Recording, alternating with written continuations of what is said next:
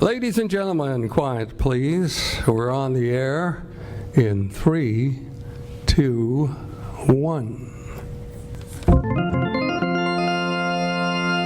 For soft water shampooing, use Tony Cream Shampoo. Even in the hardest water, Tony Cream Shampoo. Yes, even in hardest water, Tony Cream Shampoo gives soft water shampooing that rinses away dandruff instantly, leaves hair so soft, so smooth, so shining clean. Today, bring out the sparkling beauty of your hair with soft water shampooing. Get the handy jar or tube of Tony Cream Shampoo. It's new. For soft water shampooing, use Tony Cream Shampoo. Even in the hardest water, Tony Cream Shampoo.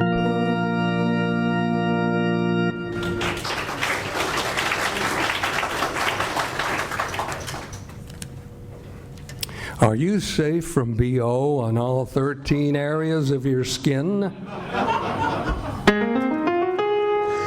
la la la la la, I'm happy and I'm singing the Life Boy song. Be Life Boy clean on all 13. Be Life Boy clean on all 13. We're happy and we're singing the Life Boy song. Remember, you can get BO on not just one, but 13 skin areas.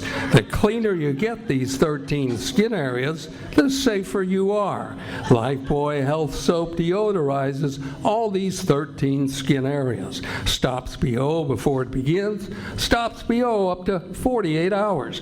Doctors have proven that Lifebuoy, with its purifying ingredients, actually gets skin cleaner than any other leading soap. Don't trust ordinary soaps to stop BO. Use Lifebuoy every day. Be a Life Boy clean on all 13. Be Life Boy clean on all 13. We're happy and we're singing the Life Boy song.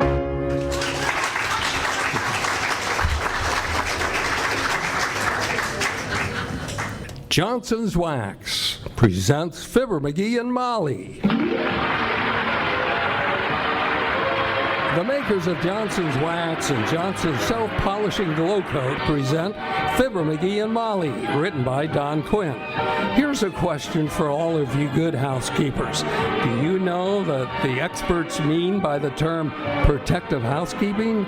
Instead of simply cleaning and dusting them, you protect them with a coat of genuine Johnson's Wax. You can buy this famous wax polish in 3 forms: the old familiar paste in liquid forms and the new cream wax. Your dealer has all 3.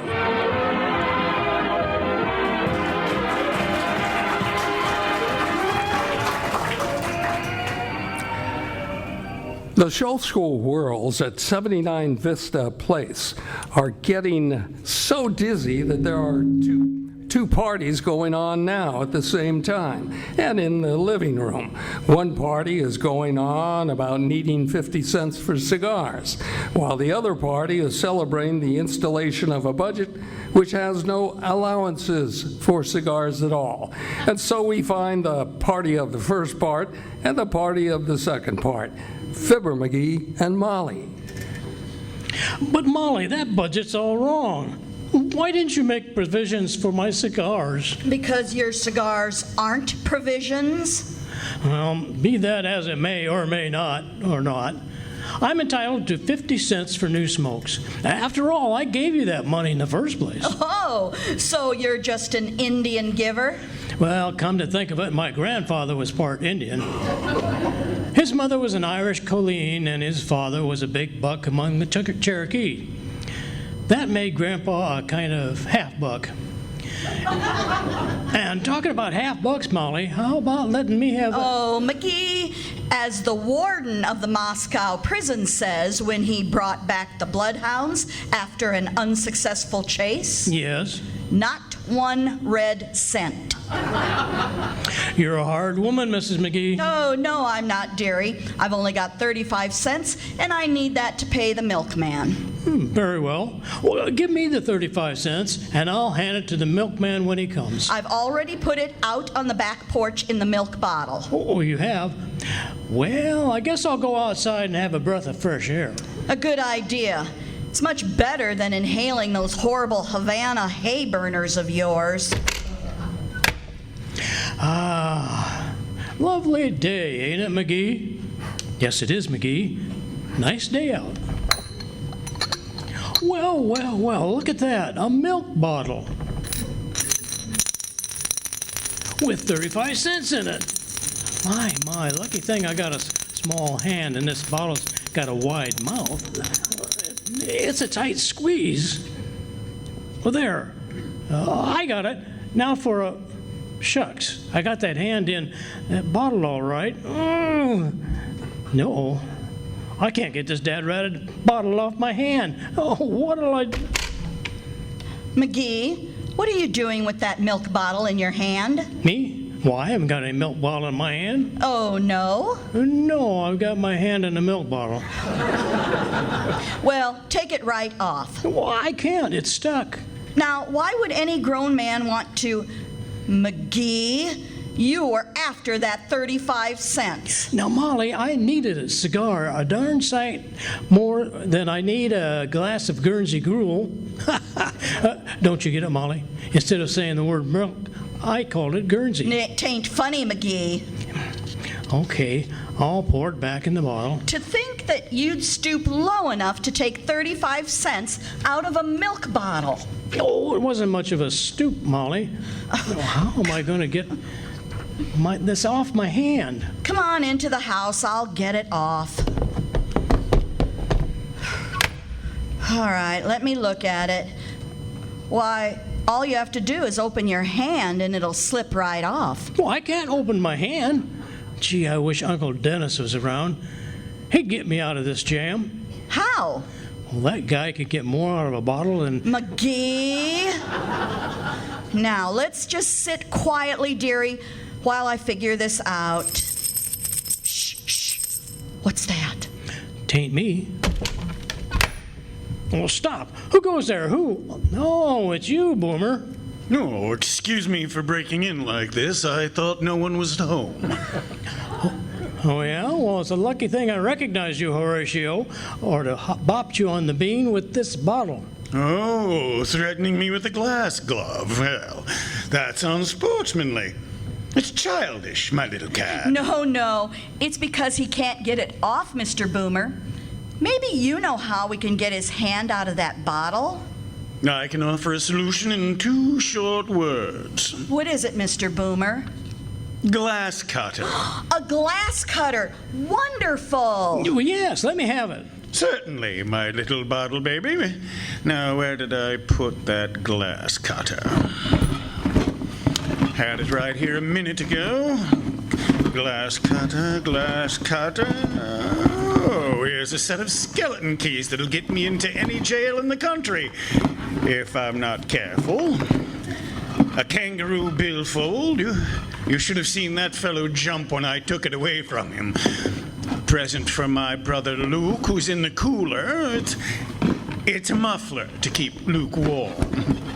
A wire from Sheila the shoplifter says the police caught her in a revolving door. Now that is wrong. They caught her with a revolving door and no check for a short beer. Well, fancy that. No glass cutter either. Come to think of it, I left it in that jewelry store window last night. Ah, that was a neat job. I never pulled down so much money in such a short time since the day one of my garters got caught in my money belt. Well, good day, my dear, and a sad farewell to you, pickled paws.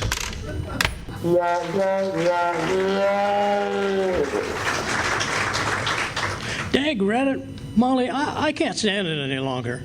Get the hammer and break the bottle. Oh, no, I can't. It might hurt you, and besides, we've paid a nickel deposit on that bottle. What am I supposed to do? Sit and twiddle my thumbs? Well, that's a neat trick if you can do it. Can't you go about your regular work? No. Sorry, Molly, but all my industry is tied up by this bottleneck. Well, what are we going to do about this? Oh, I wonder who that can be. Well, sounds like Mrs. Uppington. She's one of our best knockers. Oh, dear. And the house in such a mess. Come in just the same, Mrs. Uppington. How do you do, Mrs. McGee? And Mr. McGee? Oh, hiya, kid. Kid! Mr. McGee, I'll have you understand that I'm no kid. Well, that's exactly what Molly was saying only... McGee? Oh, don't mind him, Mrs. Uppington. What you waving your hand around like that for, Uppy? Why, McGee, it's a big diamond ring. I've never seen one that big before, Abigail. I just got it this morning. Well, don't tell me that's a real, genuine, 100% diamond, Uppy? But of course, Mr. McGee, 6 carats. Why, that diamond is so big, you can't tell it from a rhinestone. Well, there's one way of telling whether it's real or not. What do you mean, Mr. McGee? If it's a genuine diamond, it'll cut glass. My diamond will do it. Now, if only we had some glass. Well, let me see. We had some around here a few minutes ago. Oh, wait. Here we are. What do you know? A milk bottle with somebody's hand in it. Heavens, Mr. McGee! Whose hand is it? Well, let me see. Oh, it's mine. Yours? Yes, he just stuffed his hand into the bottle and now he can't get it out. I bet I can get it out in no time if Uppy will lend me her diamond. Of course, Mr. McGee. Here you are. Well, thanks. Now, if I start slicing right here... Now be careful, dearie. He can't hurt it. Say, this is a pretty tough bottle. Is it coming off, Mr. McGee? Well, something's coming off, but I'm afraid it isn't the bottle. What do you mean? Let me see. Oh, my beautiful diamond! It's ruined! You've worn it right down to the nub! See, McGee, people in glass bottles shouldn't play with stones. But I can't understand it. Oh, my beautiful diamond. Why, when Mr. Boomer sold Boomer? Oh, well, no wonder. But he gave me a written guarantee. Why, I have it here in my bag.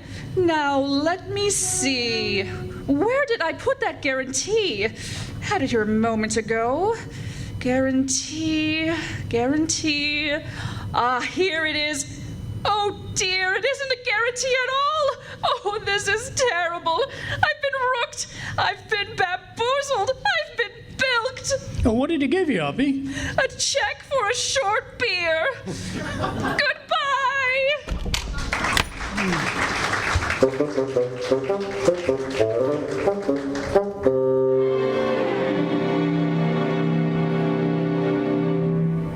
Well, there's another good idea gone wrong. Serves her right for trusting Mr. Boomer. Why, even his voice has a phony ring to it. But I'm telling you, Molly, I don't know how much of this I can stand. I just thought of something, McGee. Suppose we fill that bottle full of water, put it in the refrigerator, and when it freezes, that'll break the bottle. Say, don't forget, my hand will be in that bottle. Oh, I didn't think of that. Say, try to unclench your fist. Maybe then it... I can't, Molly. We'll have to find another way to... Come in. Hello, Fizzer and Cupid, creeping and salutators and all stuffings like that there. Oh, hello, Mr. DePopoulos. Maybe you can help us. Well, yeah, Nick. This is getting to be an emergency. Do you know how I can get my hand out of this milk bottle? That is looking like a very pretty predicubus you are in up to the neck of, to put it in plain English. Oh, I know that, but what should I do? Just give me a momentum to fiddle with your riddle, Fizzer. By crackers, I've got it. You have? Sure. All Fizzer needs to do is push the rest of him into the bottle, turn around, and come out head first.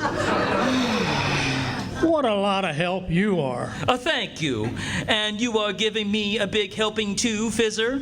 What do you mean, Nick? I am grabbing myself a terrifical idea for my restaurant's menu out of what is happening to you. Well, what's that? Pig's knuckles under glass a la Fibber McGee. Well, so long, kids, and if you don't hear from me soon, be sure to snub me the next time I don't recognize you in the street.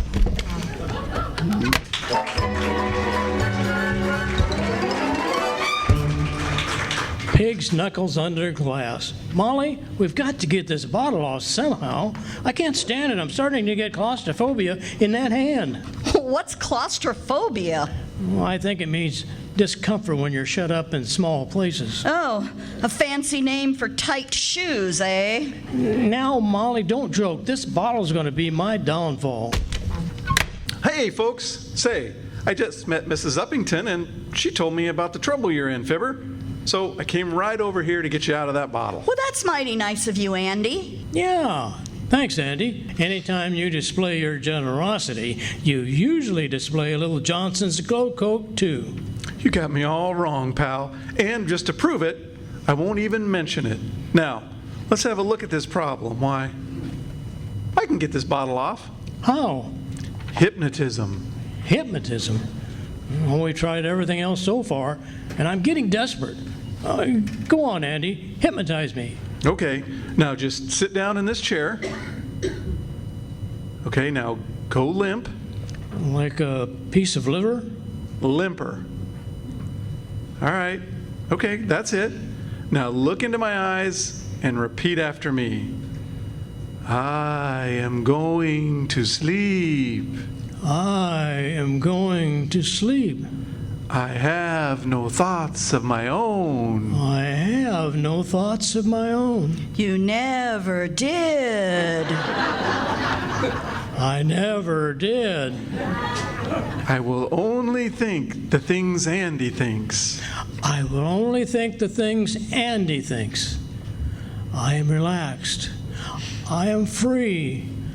No more drudgery of housework and messy floors. No more fears of dirt tracking into the house. All I do is apply Johnson's Glow Coat. Let it dry hard to a glossy finish in 20 minutes, more or less. And I have a beautiful kitchen floor surface, which protects the linoleum, and I am relaxed. I am free. Peace. It's wonderful. Spelled GLO-COAT. Well, I'm all through now. Wake him up, Molly. If he doesn't come to, just throw a bucket of water on him. Goodbye.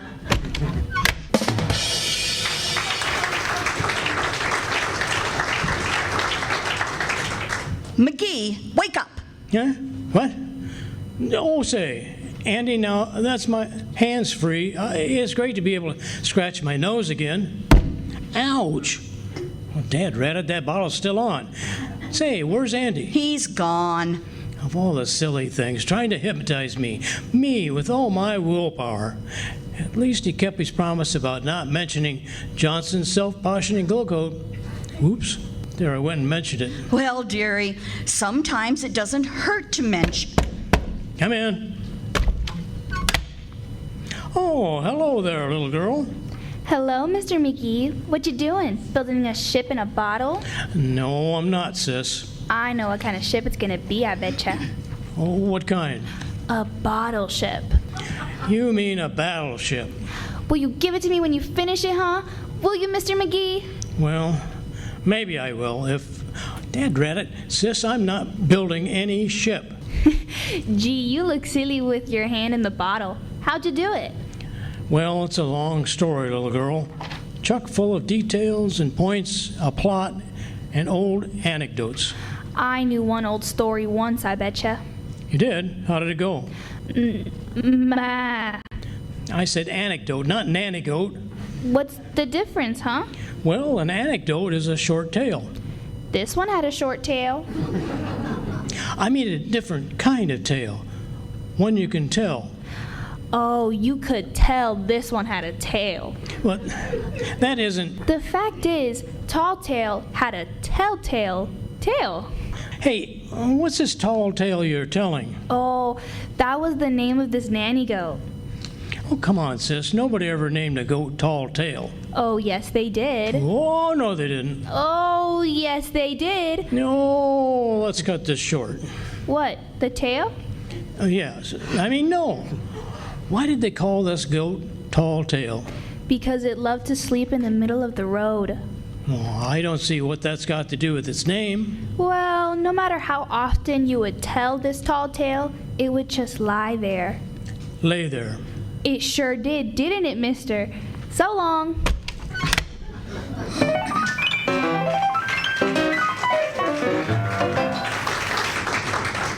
Molly, let's call the plumber or the fire department. I'm getting shaky. Well, try and forget it for a while. Sit down and read the newspaper. I can't read the newspaper. Why can't you? Oh, I can't turn the pages. Why not? Gotta hold the paper with one hand, don't I? Sure. Well, then how am I going to wet the other thumb? Oh, you poor lad. Oh, McGee. Maybe this is how we'll get that bottle off. We'll wrap the electric heating pad around it, and that'll expand the glass. Okay. Where's the heating pad? What? Never mind. I know exactly where it is. It's right here in the hall. Closet. Gotta straighten out that closet one of these days. Come in. Good afternoon, kids. Got any rags, any bones, any bottles today? I'll buy them if you won't give them away. Well, old-timer, I don't know. I've got a bottle with some bones in it on the one hand, but I haven't got any rags on the other hand. That's pretty good, Fib, but that ain't the way I heard it. The way I heard it, one fellow says to t'other feller, "Say," he says, "I see where NBC is having a special broadcast Friday night. The Chamber of Commerce plans to install Fibber McGee as president." "Yep," says t'other feller. "Leave it to McGee to get mixed up in an installment plan." Well, I got to be getting out to the lake now. Papa chopped a hole in the ice this morning, so I have to go fishing. What you fishing for, old-timer? For Papa. So long, kids.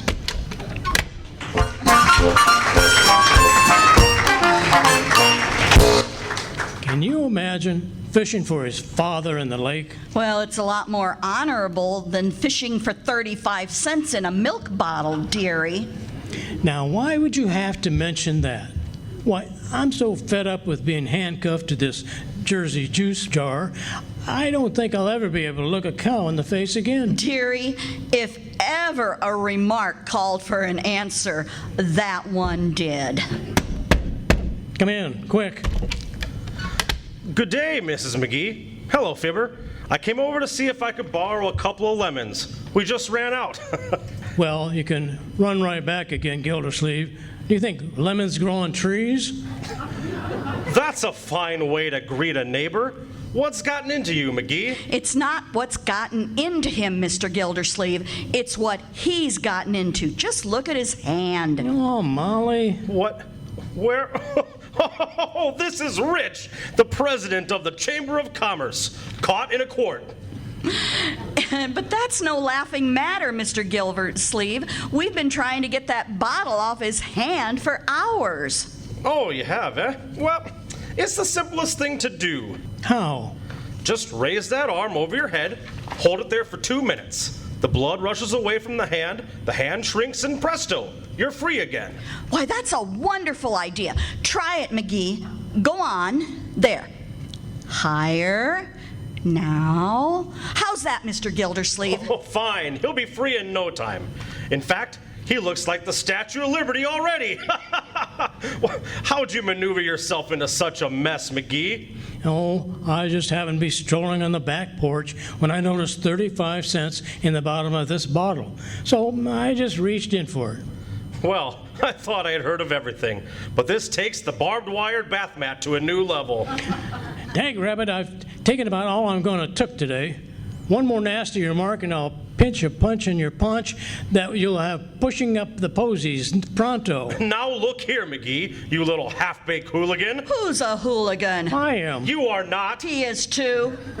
Gildersleeve, If you contradict my wife once more, my arm's going to come down awful sudden, and you know where.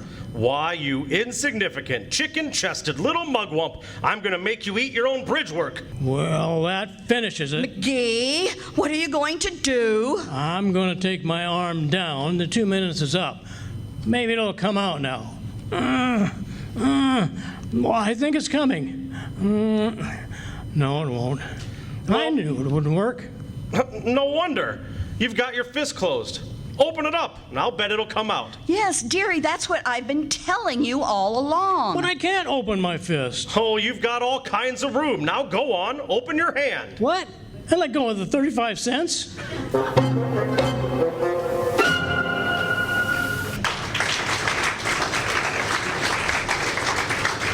Say, Molly, I think my hand's coming out of this bottle. Oh, there, it's free. Give me that 35 cents, McGee. We're going down to Kramer's drugstore right now. Oh, get me some cigars? No, dearie, for a much better cause. To contribute this money to the March of Dimes campaign. Oh, that's right. And ladies and gentlemen, the dimes and dollars we give now finance the year-round fight against infantile paralysis. So mail your dimes to the president and support the president's birthday celebration in your community. Good night. Good night, all.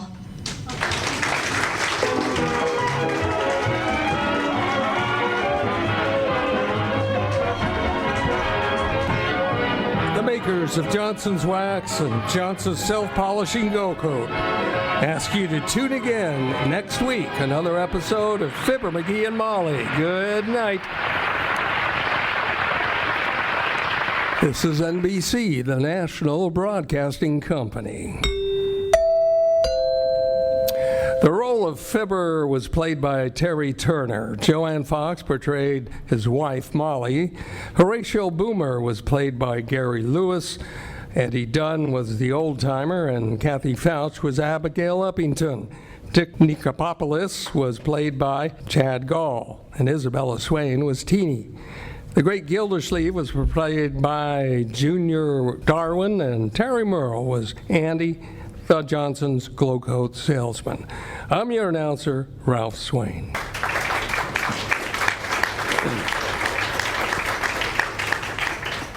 Hey, Mom and Dad, here's a delicious, nutritious drink for your kids. I love Bosco, it's rich and chocolatey. Chocolate flavored Bosco is mighty good for me. Mama puts it in my milk for extra energy. Bosco gives me iron and sunshine vitamin D. Oh, I love Bosco, that's the drink for me. One of nature's most perfect foods is milk, and you can make milk even more perfect for your children by adding Bosco Milk Amplifier. This nutritious chocolate-flavored syrup adds iron and vitamin D, increasing the food value and digestibility of milk. Bosco and milk build healthier bones, stronger muscles, and better teeth. It's so easy to use. Just 1 tablespoon of chocolatey Bosco per glass makes children drink more milk and love it. That's why children sing, I love Bosco, it's rich and chocolatey. Chocolate flavored Bosco is mighty good for me. Mama puts it in my milk for extra energy. Bosco gives me iron and sunshine vitamin D. Oh, I love Bosco, that's the drink for me. men, beware, just 1 dab of Brill cream. Just a little dab makes your hair look excitingly clean, disturbingly healthy. And we refuse to be responsible for the results if you use more. Brill cream, Brill cream, a little dab will do ya. Brill cream, you look so debonair. Brill cream, the gals will all pursue ya. They'll love to run their fingers through your hair.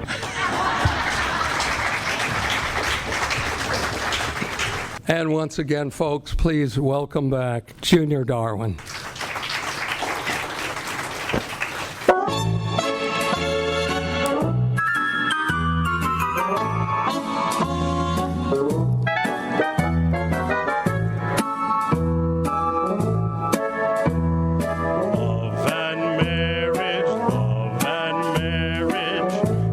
together like a horse and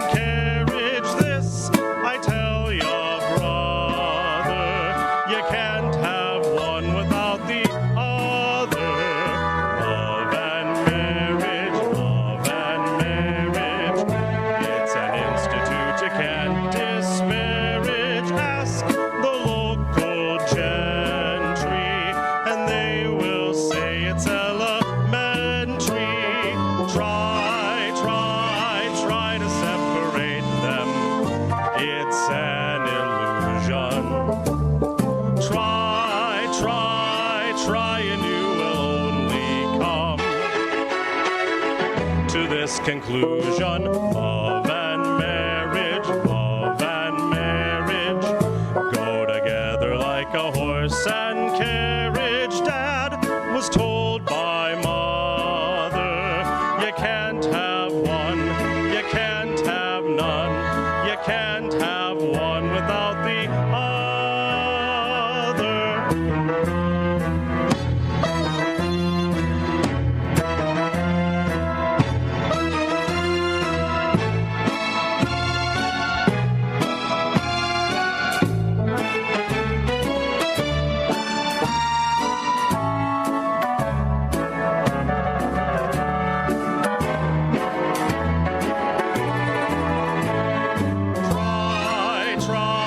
Try to separate them. It's an illusion. Try, and you will only come to this conclusion. Love and marriage go together like a horse and carriage. Dad was told by mother, you can't have one, you can't have none, you can't have one without the other.